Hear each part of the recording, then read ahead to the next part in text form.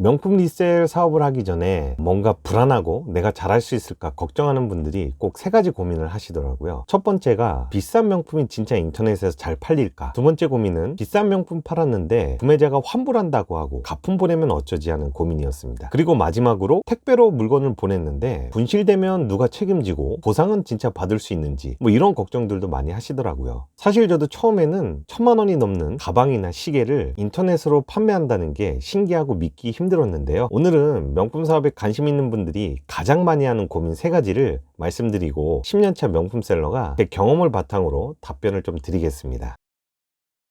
안녕하세요. 명품 파는 메타퍼입니다. 제가 2년 전부터 네이버 블로그에 명품 사업에 관심 있는 분들에게 도움될 수 있는 글을 200편 넘게 올리고 있는데요. 블로그 댓글로 명품 판매하는 일에는 관심이 있는데 시작하기는 조금 걱정이 된다라고 문의를 주시는 분들이 많았어요. 여러 가지 고민거리가 있었는데 그 중에서 꼭 공통적으로 나오는 세 가지 질문이 있었습니다. 첫 번째가 비싼 물건이 진짜 인터넷에서 팔리는지에 대한 의문이었어요. 도저히 인터넷으로는 몇 천만 원짜리 또는 몇백만 원짜리 제품이 판매된다는 게 이해하기 좀 힘들다는 거였어요. 본인이 아직 경험해보지 못한 세상에 대해서는 믿기 힘든 게 어쩌면 당연할 수 있겠죠. 저도 처음에는 이 사업을 하기 전에는 반신반의했거든요. 명품을 온라인에서 구매해본 경험이 없다면 더더욱 믿기가 좀 어려운데요. 이럴 때 가장 확실한 방법은 자기 주변 사람들한테 물어보는 거예요. 주변에 있는 지인들한테 명품을 온라인에서 구매한 적이 있는지 아니면 구매한 사람의 이야기를 들어본 적이 있는지 한번 물어보면 한두 명은 꼭 있을 겁니다. 그러면 그때 온라인에서 구매한 명품에 만족을 했는지 어땠는지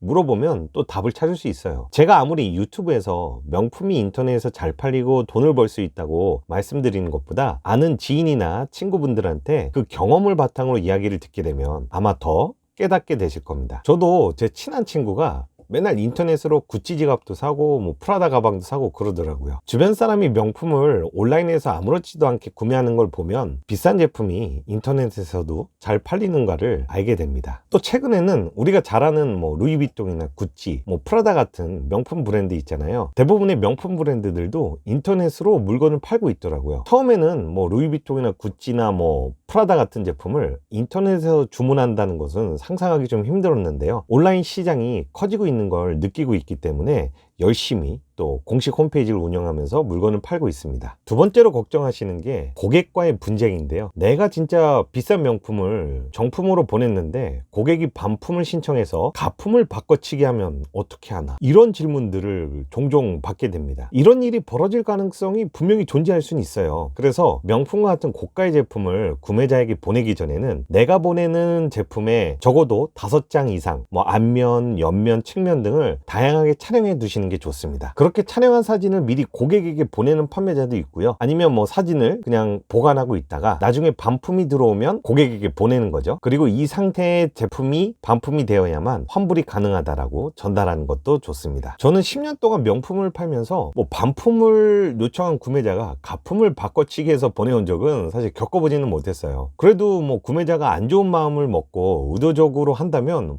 이런 일이 벌어질 수는 있겠죠. 그래서 미리 대처하는 것이 좋아요. 사실 명품 사업 특성상 반품률은 좀 낮은 편입니다. 보통 100개의 물건을 판다고 했을 때 저 같은 경우는 한 2-3개 정도 반품을 받을까 말까 하는데요. 진짜 퀄리티가 좋은 명품만 골라서 고객에게 판매한다면 웬만해서는 반품 없이 만족하고 잘 사용하니까 크게 걱정은 안 하셔도 될 것 같아요. 그리고 마지막으로 또 많이 하시는 고민거리가 제품의 분실이에요. 인터넷으로 판매되는 명품들도 우리가 온라인으로 구매하는 제품들이 있잖아요. 쿠팡이나 스마트 스토어처럼 국내 택배사를 이용해서 명품이 발송되기 때문에 분실의 위험성은 분명히 존재합니다. 사실 명품 배송이라고 해가지고 특별한 건 없어요. 특히 요즘에는 택배사가 진짜 많잖아요. 우체국 택배부터 한진, CJ, 롯데, 경동, 로젠 대충 따져도 한 20개는 넘어 보이는 것 같아요. 저는 10년 동안 진짜 수많은 명품을 판매하면서 오로지 우체국 택배로만 물건을 보내고 있는데요. 우체국 택배만 사용하는 이유는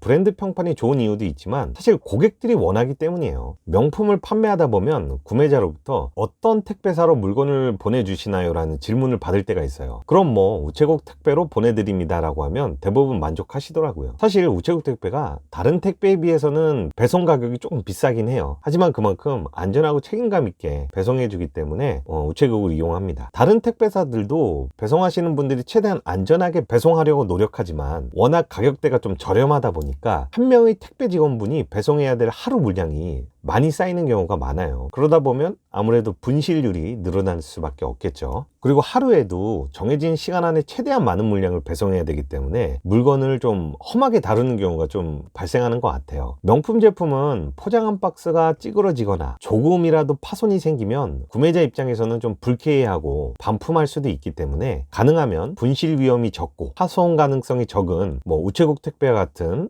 회사를 이용하면 좋을 것 같습니다. 사실 저도 명품이나 브랜드 제품을 온라인에서 판매한다고 했을 때 주변에서 좀 걱정을 많이들 했어요. 이렇게 비싼 걸 누가 인터넷에서 사냐, 백화점 가서 사지, 또 택배로 보냈다가 분실되면 어쩔 거냐, 보상을 100% 받을 수는 있냐, 결국 손해만 보는 거 아니냐라고 걱정해 주시는 분들도 있었어요. 그래서 저도 사실 처음엔 좀 불안하기도 하고 또 반신반의하면서 명품 사업을 시작했는데요. 근데 막상 명품 사업을 시작하다 보니까 1000만 원짜리 샤넬 가방이나 1500만 원이 넘는 롤렉스 시계도 진짜 아무렇지도 않게 구매해 가더라고요. 구매하고 나서는 며칠 뒤에는 또 만족했다라는 구매평까지 받을 수 있었습니다. 사실 이렇게 말씀을 드려도 아직도 걱정하시고 계시는 분들이 분명히 계실 거예요. 사실 이런 고민들은 본인이 직접 경험해보지 않으면 납득하기 어려운 부분이 있죠. 저 같은 경우는 직접 명품이나 브랜드 제품을 한 3, 4개 정도 팔아보시면 아마도 제가 하는 이야기를 조금은 이해하실 수 있지 않을까 생각합니다. 저도 이제 명품을 좀 몇 개 팔아보니까 위에서 말씀드렸던 3가지 고민을 스스로 좀 해결하고 즐겁게 사업을 진행했던 것 같습니다. 오늘은 명품에 관심 있는 분들이 걱정하는 3가지 고민거리에 대해서 제 경험을 바탕으로 좀 말씀드렸습니다. 혹시 명품 리셀이나 명품 사업에 궁금하시거나 고민이 되는 부분 위에 3가지 고민 이외에 있으시면 댓글로 남겨주시면 답변 드리겠습니다. 오늘도 영상 봐주셔서 감사하고요. 다음에도 더 재미있고 유익한 영상으로 찾아오겠습니다. 감사합니다.